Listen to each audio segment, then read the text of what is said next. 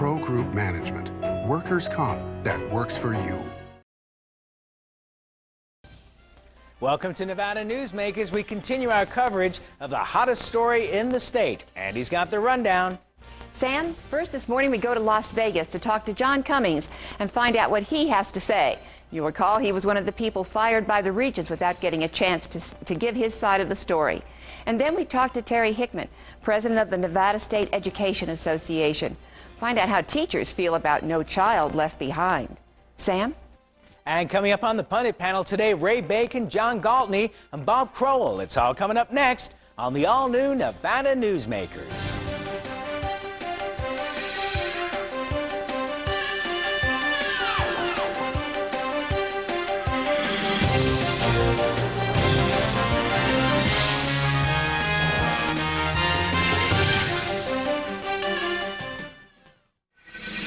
Nevada Newsmakers, brought to you in part by Charter Communication.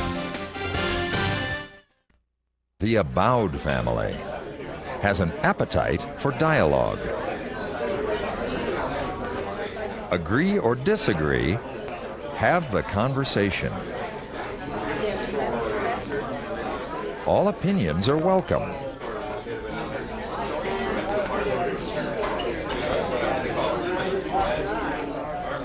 Since 1977, Adele's.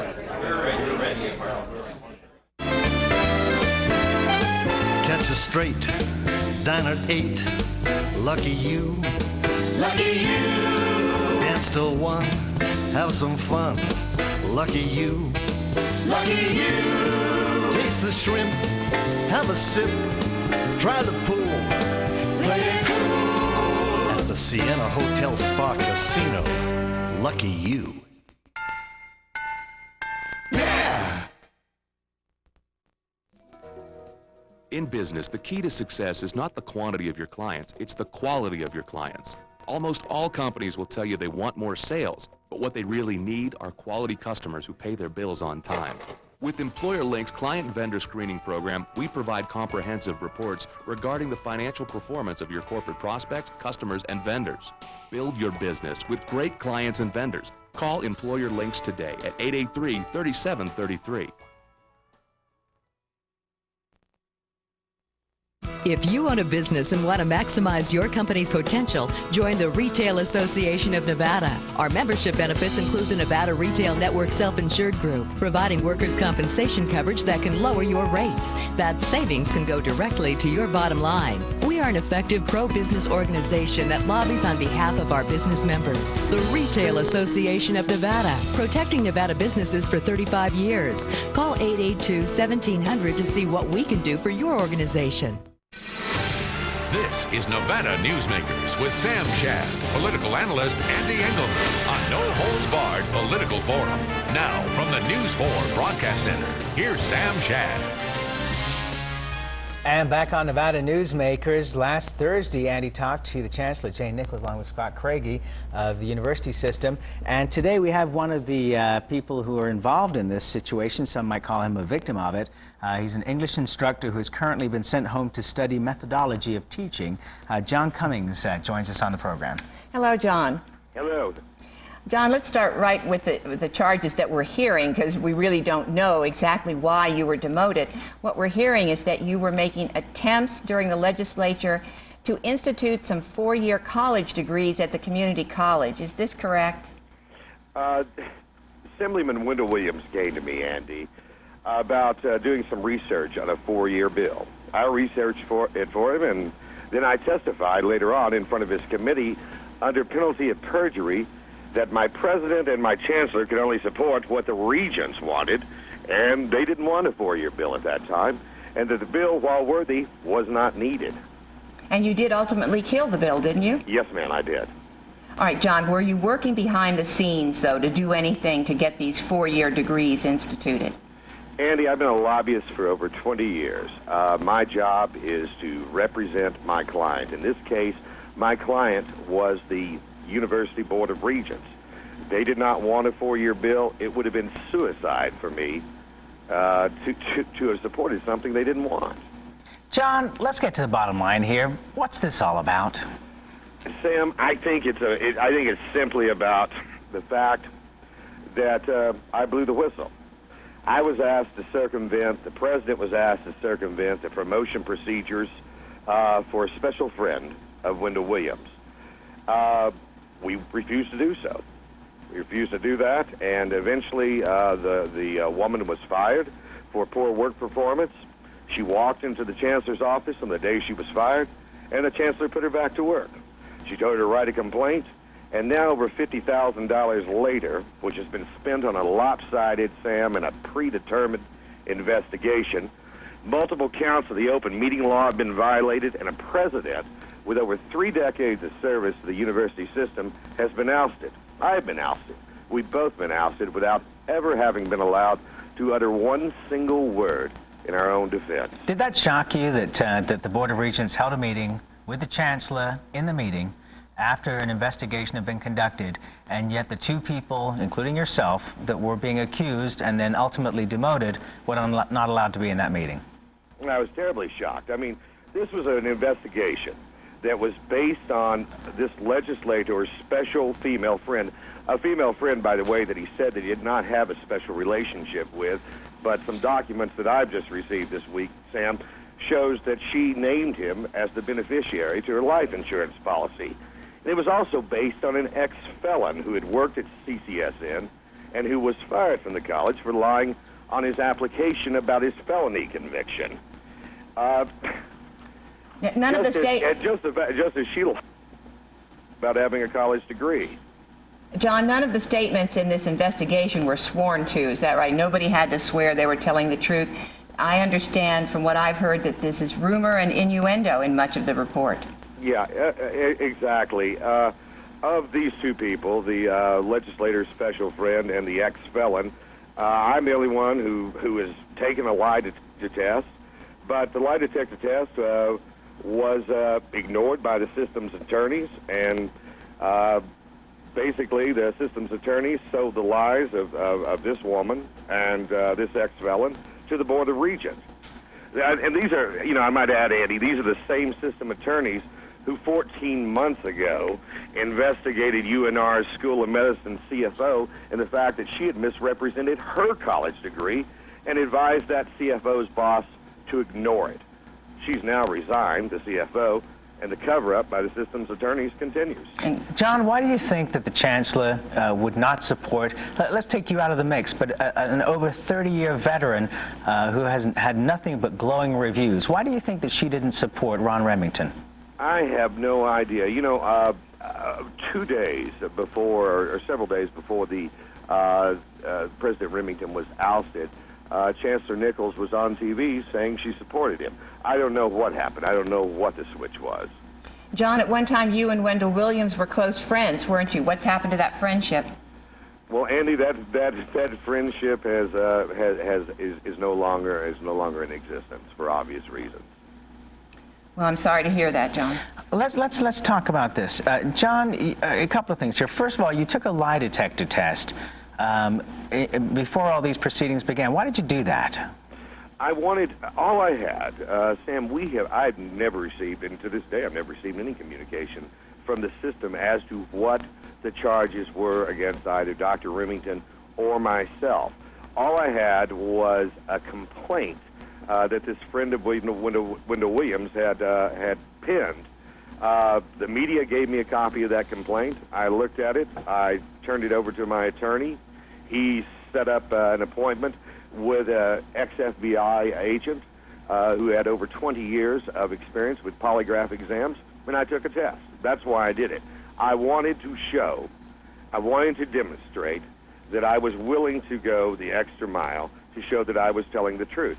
I only wish that perhaps the Chancellor, perhaps some regents, perhaps some system attorneys, and perhaps even Wendell Williams would have done the same thing.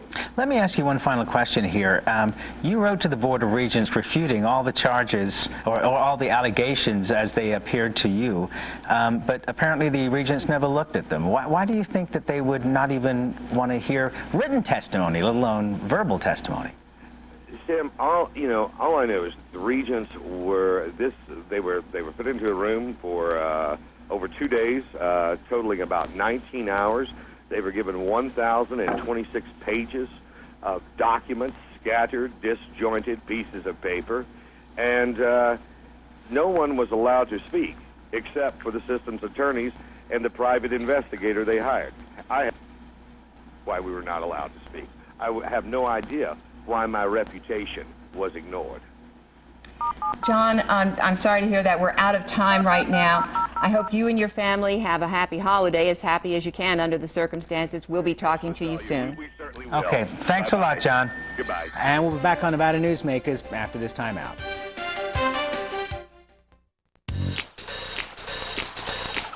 Atlantis is cooking up a party. It's every diner's paradise. Toucan Charlie's Buffet and Grill, voted Reno's best buffet by locals year after year. Experience the Mongolian barbecue, new Asian station, and sumptuous exhibition stations filled with fresh entrees, salads, and desserts. Try the Friday night seafood buffet and Sunday champagne brunch.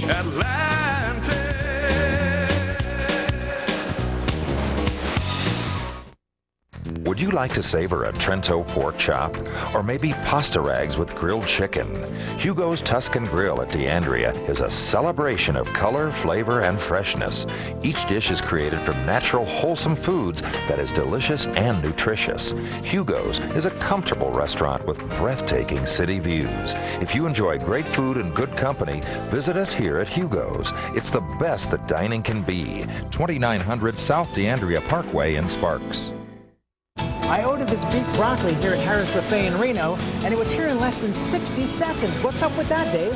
Sam, that's one of 20 dishes that we guarantee fast, guarantee fresh, made to order 7 days a week at Harris Reno's Buffet. And I understand that just for this month, a 2-for-1 special just by showing your Nevada ID. That's correct. We want to invite all of our Nevada residents to come down and experience this great buffet. We guarantee you a fresh, quality meal. It's fast, it's delicious, and it's 2-for-1 at Harris Buffet.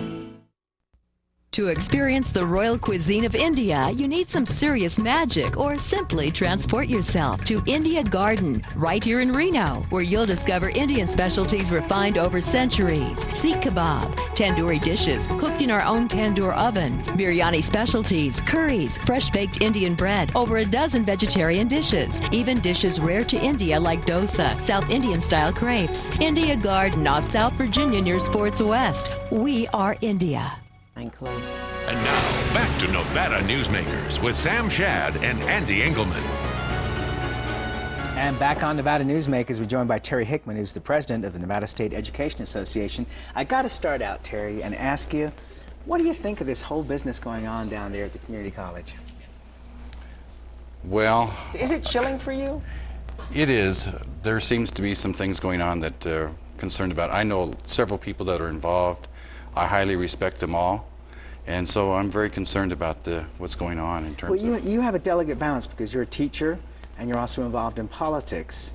You know, do you find any strange circumstances here being in that position yourself as well? And I'm not saying that you've been accused of anything, obviously you haven't, but I mean, just looking at it, you know, there goes he, perhaps one day me. Well, you're always concerned when you're working in Carson City that what you say is understood and not changed by someone, and that you want to have a very open and transparent lobbying effort. And apparently that's not what happened there in the community college. One of the things that's come up because of this, Terry, is the idea of public employees holding elected office. And clearly with 3 of them working at the Southern Nevada Community College, Chris G., Mark Menendo, and there was somebody else whose name now I can't remember, but and at least 2 of them working there. This is going to become even more of a discussion. How do the teachers feel about this? Because we do have some teachers that are elected officials. Well, we're concerned about the fact that some people would think that teachers or other public employees should not serve in the legislature. Everyone, of course, is concerned about perhaps where they come from, but are we also going to stop attorneys from working on lawsuits or working on something to do with the law? Are we going to stop doctors from serving in the legislature because they will have to vote on something about something to do with medicine? I think we can pretty much, we know in education, teachers do it right. They take a leave of absence. So there is no double. And they're supposed to, not all of them, though, do it right. I mean, unfortunately, I guess there's some who still got health insurance. And And the fact is that they do declare a conflict, but they do go ahead and vote on these things, where it raises their pay, where it benefits them personally, because it benefits everybody else too. The Hatch Act forbids federal employees from running for partisan office. What's wrong with keeping public employees out of public partisan office? They could still run for nonpartisan offices. Well, some of the most important issues we face in Nevada are education issues. And why would you want to exclude some of those who are real experts on education? Well, they could still be there to testify. But they can help influence also the outcome of those votes. I think if you would look at the record of the legislature... Let's go back. Okay. As a legislator, they can influence the outcome of the votes? Just like anyone else in the legislature. Well, maybe that's part of the problem, though. Well, as long as we have a citizen legislature, it still creates a problem in the Silver State here. Let me ask you, Terry, it's been a while since you've been back here, so I want to ask you, now that the taxes, we're all on the table here and we know how everything worked out of the last legislature for the most part, how's the Education Association feel? You feel it was a good legislature for you? Well, we feel that there were some very positive outcomes. As always, though, there are always more that you can do. We certainly want to continue to make efforts and strides towards reducing class size in K-12, not just 1, 2, and 3. We want to be sure we have technology and textbooks in the classrooms. And so we have some very important issues that still remain not totally resolved yet. Are you scared about a $100 million at least gap in the next legislative session and the governor's refusal at this point to ask for any new taxes? Well, we've heard that same discussion from the governor. We've talked to the governor several times, and he talks about the coming deficit from the change in the federal laws and things. So yes, we are concerned about it because we're going to have 30,000 new students in the next biennium. 30,000 new students somehow are going to come into classrooms in Nevada, and someone is going to have to help pay for that. Those new classrooms and new teachers and new support professionals. No Child Left Behind. Part of the problem is you have a number of children who don't speak English, and I'm concerned, frankly, that unfairly the blame's going to be put on the teachers in the state. Well, we are very concerned in No Child Left Behind, and may I say that there are many positive things in No Child Left Behind about trying to close the achievement gap. One of the things, though, however, that causes a real issue are the special needs students, as well as those students who are second language learners. They really are not given as much time to perhaps do what they need to do in terms of skill building before they're tested on the same test that everyone else is. One size fits all does not solve the education problems in Nevada or any other state. I got one last question for you, and I know it's going to be a simple answer to a very complicated question, but what would be the Education Association's favorite way to pay for the 30,000 new students that are coming into the system? And it's a big deal. Well, there needs to be a way that funds the growth in Nevada. Something that grows with the state and something that gives the teachers and support professionals everything that they need to welcome those students into the highest quality classroom possible. Does it have a name? Oh, I'm certainly it does. It's probably some kind of fee or the three-letter word called tax. Okay. See how he sidestepped that? It's good to have you back, Terry. Please come back again soon. We'll be back on Nevada Newsmakers with the Pundits, and they're all fired up after this. Before you head to Carson, take care of yourself with a visit to Tamarack Junction. Catch a hot cup of coffee and the morning news on one of our 32 TVs and enjoy the best food in South Reno. Tamarack Junction, your junction for fun. South Virginia and Amati Ranch Parkway. The Abowed family has an appetite for dialogue. Agree or disagree, have the conversation. All opinions are welcome.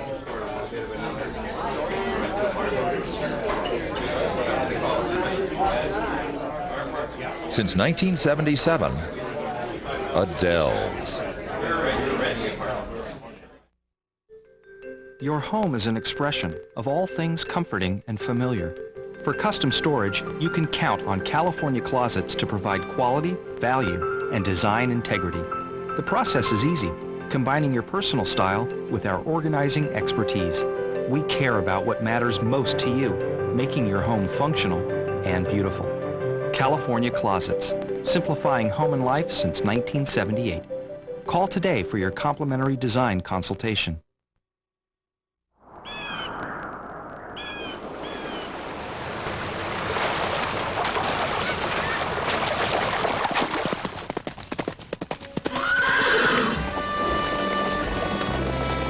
When you sign up for Wells Fargo free checking, you get more than free checking. You get the freedom to bank when and where you want.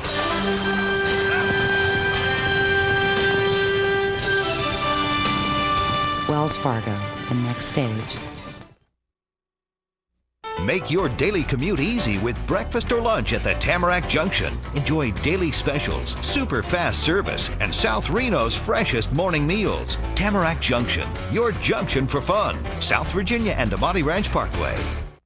And now, back to Nevada Newsmakers with Sam Shad and Ande Engleman.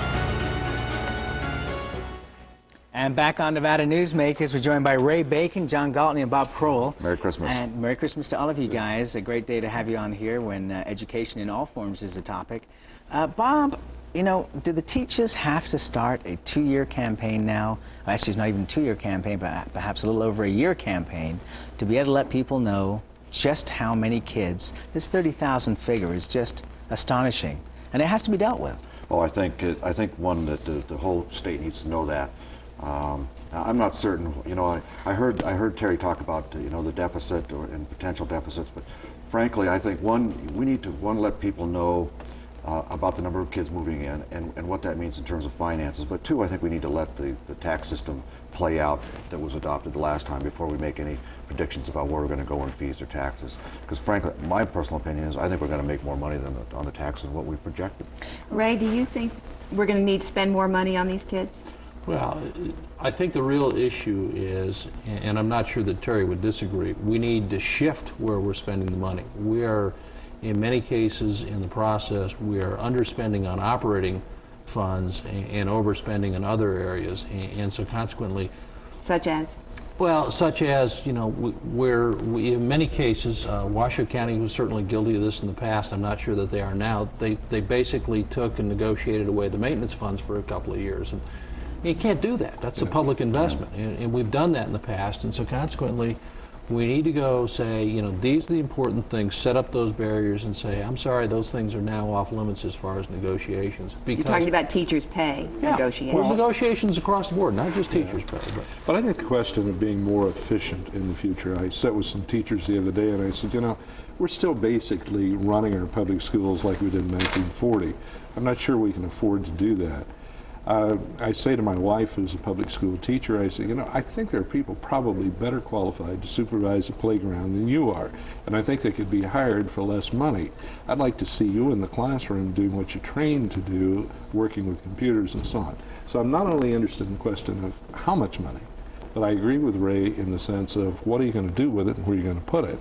There was a recent story on 60 Minutes that talked about Michael Bloomberg and how he's trying to redo the New York public school system.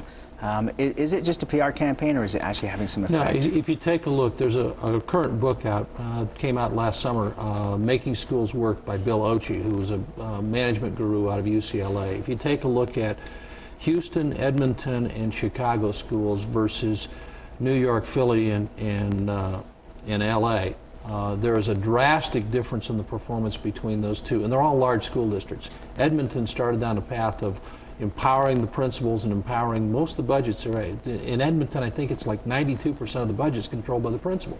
The principal doesn't want to buy the stuff that's being passed out by the central office, doesn't buy it.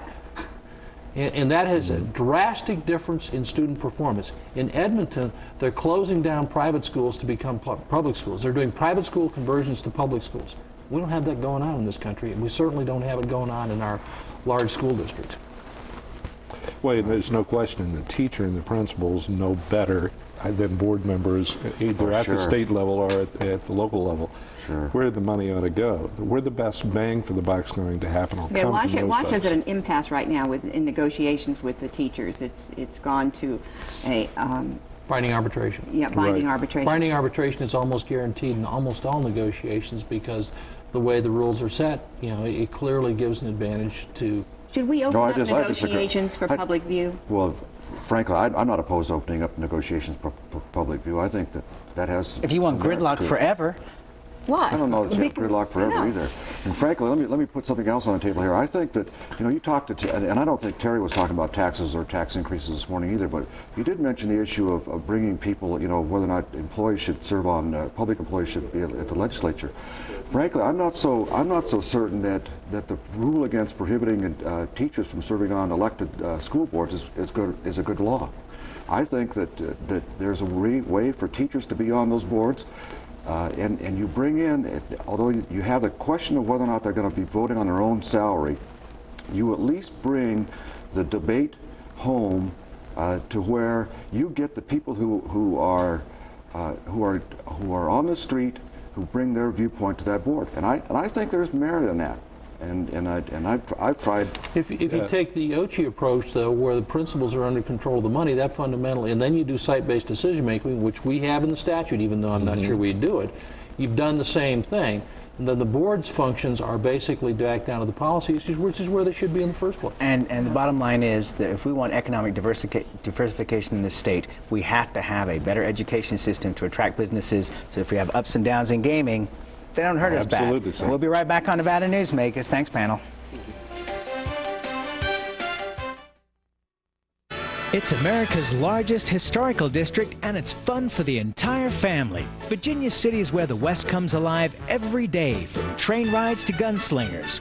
Your gang can explore mines and interesting museums, visit historic saloons, and do some great shopping. Virginia City is the ultimate in family entertainment, and it's very affordable. Come up and stay overnight in our hotels, motels, and RV park.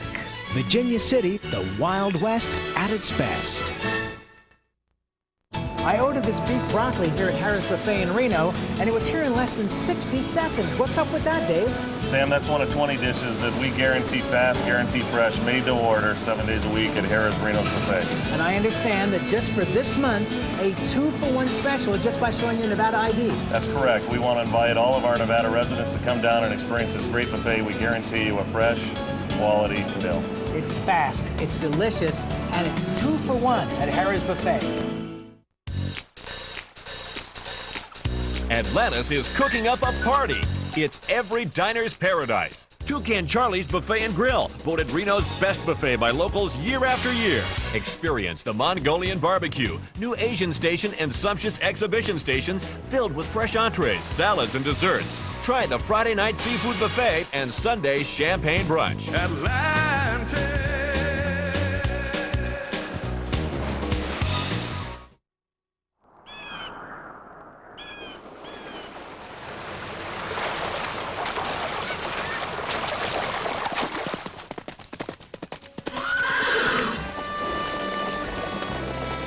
When you sign up for Wells Fargo free checking, you get more than free checking. You get the freedom to bank when and where you want.